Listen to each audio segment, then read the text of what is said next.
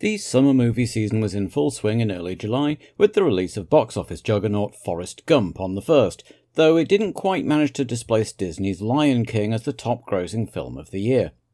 Speed, with Keanu Reeves, Sandra Bullock and Dennis Hopper, were still running, having eclipsed early summer hits The Flintstones and City Slickers 2, The Legend of Curly's Gold.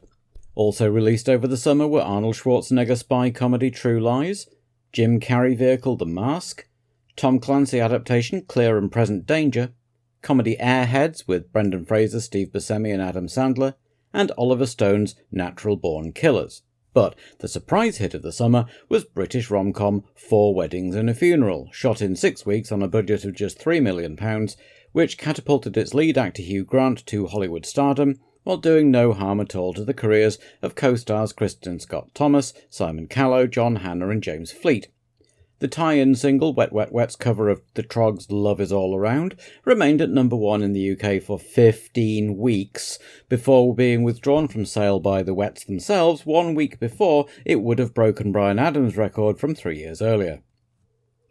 The World Cup in the USA, meanwhile, had proceeded to the end of the quarter-finals by the end of the British Grand Prix weekend, with the hosts putting up a valiant struggle on Independence Day before going down a very creditable 1-0 against Brazil, while Argentina were eliminated by Romania, and Italy nearly came a cropper too, needing extra time to overcome Nigeria. Italy beat Spain in the quarters to book a place in the top 4, where they would play Bulgaria, who'd pulled off the shock of the tournament by beating the Germans, while Brazil would take on Sweden, who'd toiled to a penalty win over Romania. There was one tragic story, though. Colombian defender Andres Escobar had scored what would turn out to be the only own goal of the tournament in his nation's 2-1 defeat to the US, which contributed to their elimination in the group stage. After returning home to Medellin, he was shot 6 times in the parking lot of a nightclub, with the killers allegedly shouting "Goal" for every shot. In Britain, the tabloid press were unhappy that their hero Nigel Mansell wouldn't be driving at Silverstone and were taking it out on Damon Hill, who was rumoured to be out on his ear at Williams, with everyone from Mansell to Schumacher to Jacques Villeneuve talked about as an imminent replacement. Frank Williams didn't help matters by saying he'd had so many great drivers over the years, Piquet, Mansell, Prost and Senna, but he'd always regretted letting Michael Schumacher slip through the net.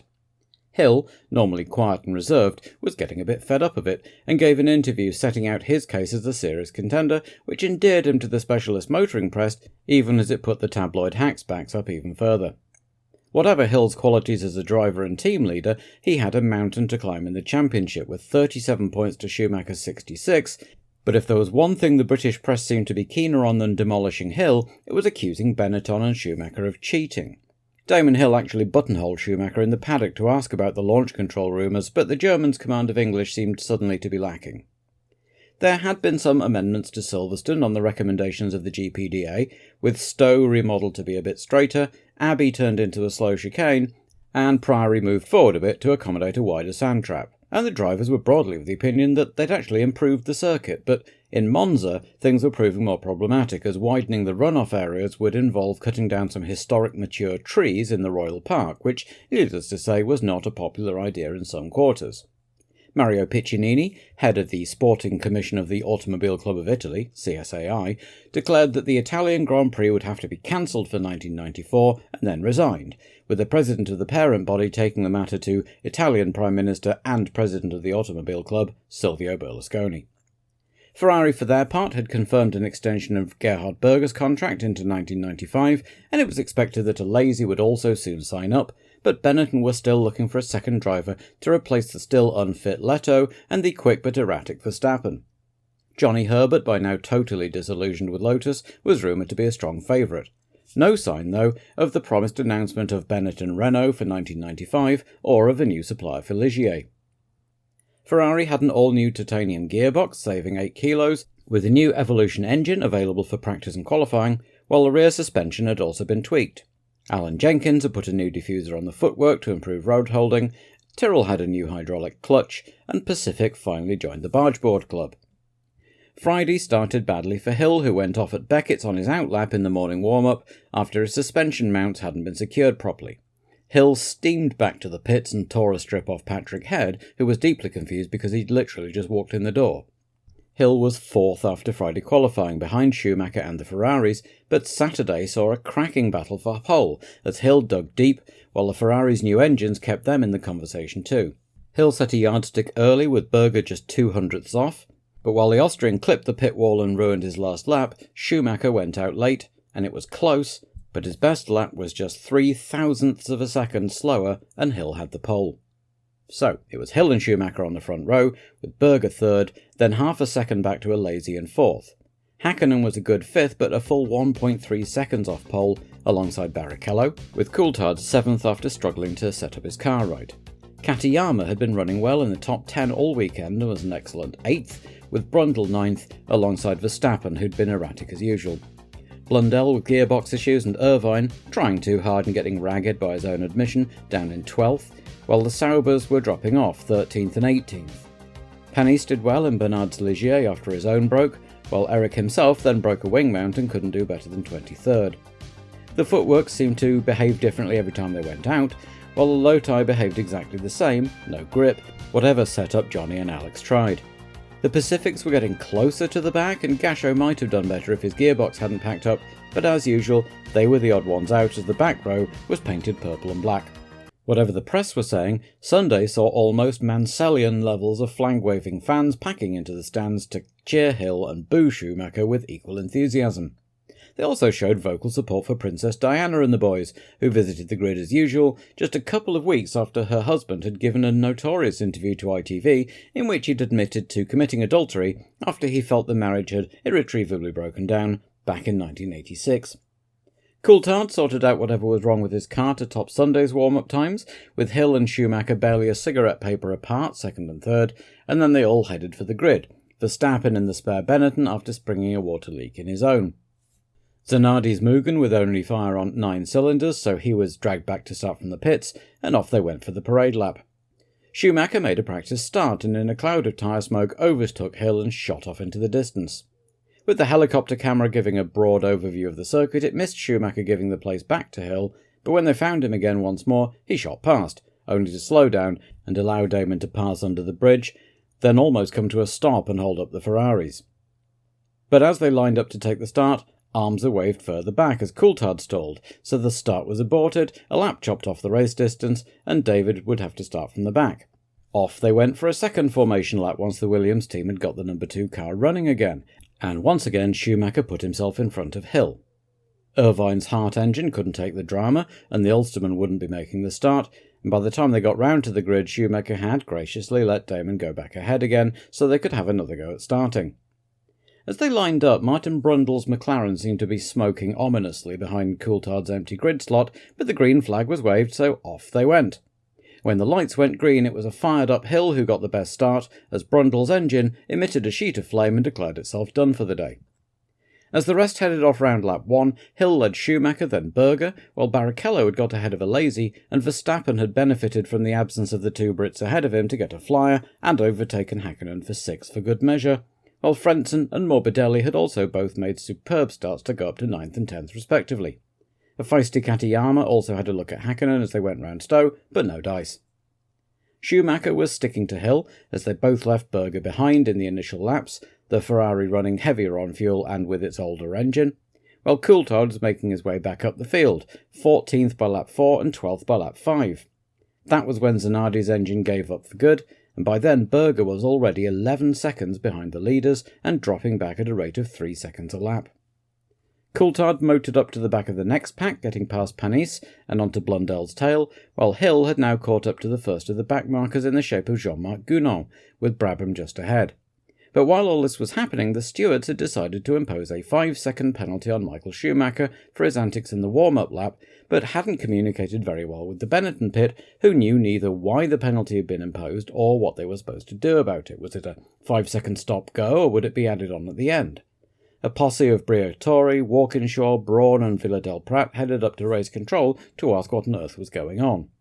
Comas pulled over with another smoking Ford HB on lap 14, with the pit stop window imminent. By now, Hill and Schumacher were deep in traffic until Damon was the first driver to make a stop for tyres and fuel on lap 15, a quick 7-second stop getting him back out third behind Berger, who'd started to speed up as his own fuel load came down, and Hill came out just ahead of Barrichello. 3 laps later, Schumacher came in for his own stop, and left again without visiting the penalty box as his bosses were still arguing with race control.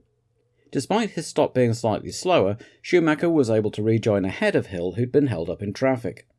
The Benetton team had also been trying a new tactic with pit stops, charging up the pit lane at full speed before standing on the brakes to cross the speed trap at the regulation 120 km an hour, and it seemed to have worked so far. Berger had taken the lead, but within a lap and a half Schumacher was already on the Ferrari's tail as the Austrian lapped Gunnar, but as usual Berger was no easy mark and was defending valiantly, which allowed Hill to catch up too as more drivers cycled through the pits. Schumacher finally passed Berger at the end of lap 2, the Ferrari then immediately pitted, but as he came past the start line there was a black flag and the number 5. As Berger took on fuel and tyres, the discussions continued in the pits, while Schumacher stayed out, with Flavio now talking to FOCA representatives and Tom Walkinshaw having a chat with Ronald Brunscherider, the upshot of which was that now a penalty sign was shown and Schumacher was told to come in for a 5-second stop-go, the disqualification indicated by the black flag apparently now rescinded, and the reason for the penalty given as a jump start by Schumacher. On lap 27, Schumacher came in to serve his penalty, getting out third behind Alesi, who then made his only stop a couple of laps later, along with Häkkinen. All of which meant that on lap 30, the halfway mark, Hill led Schumacher by just over 20 seconds, with Berger third another 18 seconds back, then Barrichello, Alesi and Häkkinen in the points-paying positions, and Coulthard now up to 7th ahead of Katayama, Verstappen and Frentzen. Schumacher, needless to say, was putting on an absolute charge, while Berger coasted in with a dead engine, promoting Barrichello into 3rd, and Coulthard into 5th, the Scot having also passed Häkkinen and now bearing down on Alesi. A great drive from Coulthard, keen to prove to the team that they didn't need Mansell. Alesi, for his part, was getting high temperature readings on his engine and was having to husband it, which is why he'd slowed up. Lap 38, and Hill was in for stop number 2, followed in by Schumacher, so they returned to the track in the same order, though the Benetton stop was slightly quicker. Coulthard, meanwhile, was still hopping about behind Alesi as they both came up to lap Herbert. Coulthard went for it going into Stowe, but Alesi kept the power on as they went through 3 abreast to hold the position. David came in next time around for what turned out to be a relatively slow stop.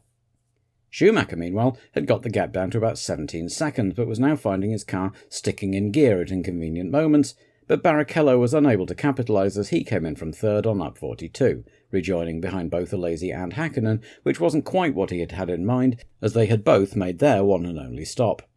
Finally, on lap 44, as Coulthard passed Frentzen to go back up into the points, an FIA spokesman confirmed that Schumacher had been penalised for not maintaining position during the formation laps and not for jumping the start as previously announced. The whole situation had been a complete shambles, and no doubt some questions would be asked of the stewards after the race, not least by the Benetton team. With the front 3 fairly static, attention turned to Mika Häkkinen, who was running 4th, with Barrichello looming in his mirrors, while in addition to his sticking gearbox, Schumacher's rear brakes were now starting to lock up too, which would put paid to whatever slim chance he had of continuing to chase Hill down. Hill lapped 6th place Coulthard on lap 51 as the race entered its last 10 laps, but Alboreto wouldn't see the end, his engine giving out, as the fans in the stands started to become ever more animated with Hill and Coulthard now running together in formation on the track. Barrichello, scenting an extra point, had caught right up to Häkkinen by now, though the cameras and BBC director were mostly only interested in showing the Williams twins circulating. When they did catch up to Mika and Rubens, Hill was on his penultimate lap and the crowd went berserk as he began the last one, Princess Diana and the boys waiting in the Williams pit alongside Georgie Hill for his triumphant return, and that was exactly what they got. Damon came home to win his home Grand Prix, something his illustrious father never managed in 17 attempts, with Schumacher coming in 2nd and Alesi 3rd. Damon stopped to pick up a flag, but the new anti-debris fencing prevented a track invasion like 2 years previously.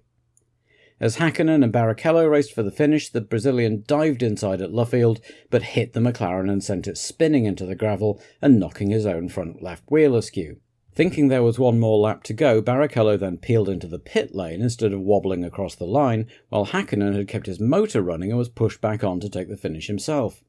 With Barrichello observing the pit lane speed limit, Häkkinen charged for the line and took the flag a scant second before Barrichello crossed it in the pit lane. Coulthard came in 6th, but might reflect that if he hadn't spent so long sitting dutifully behind Hill, he might have been further up the road and able to pass both Barrichello and Häkkinen at the end. Katayama finished a fine weekend, a frustrating 7th, followed by Frentzen, with Jos Verstappen driving a sensible race to record his first finish in 9th. Attrition had actually been fairly low, and for the first time both Simtechs made the end too. A congratulatory handshake from Schumacher, but the German otherwise was clearly in a foul mood after the whole penalty saga. Out onto the podium they went, Lady Di giving out the trophies after they'd finished playing her mother-in-law's favourite song, then getting smartly out of the way as the traditional champagne shower took place. The next race the tables would be turned. In 3 weeks' time it was Schumacher's home race at Hockenheim. But before that there was a lot to discuss. Race Control had fined Schumacher $25,000 for ignoring the black flag, even though it seemed to have been withdrawn, while Flavio and Tom were loudly criticising Brunscherider and race director Pierre Aumonier for the chaotic handling of the whole thing. In stepped Max Mosley to read the riot act. He summoned all concerned to an upcoming FIA World Council meeting, and Hakkinen and Barrichello too for good measure. That would take place just 3 days before the German Grand Prix. For now, though, Eddie Jordan finished off proceedings at Silverstone in style, gathering a scratch band on a flatbed truck with himself on drums and Chris Rea, among others, doing some jazz and rock and roll hits, before bringing Perry McCarthy, Johnny Herbert, Eddie Irvine, Patrick Head and the man himself, Damon Hill, on to bang out a pretty decent cover of Johnny Be Good. Damon Hill had incidentally been part of a school punk band in the late 70s that at one point rejoiced in the name Sex, Hitler and the Hormones. Sadly, no photos are known to exist. That was the halfway point in the season, so next week it'll be the usual half-term report video, which brings up a thing. A couple of people have commented recently that they found the "noom" transition sound a little annoying, or a lot annoying. It seems to be only a couple of people, but I don't want to annoy anyone if I can help it, so first of all I'm going to reduce the level of it for the next video, and we'll see if that helps, and I'll post a poll afterwards for feedback.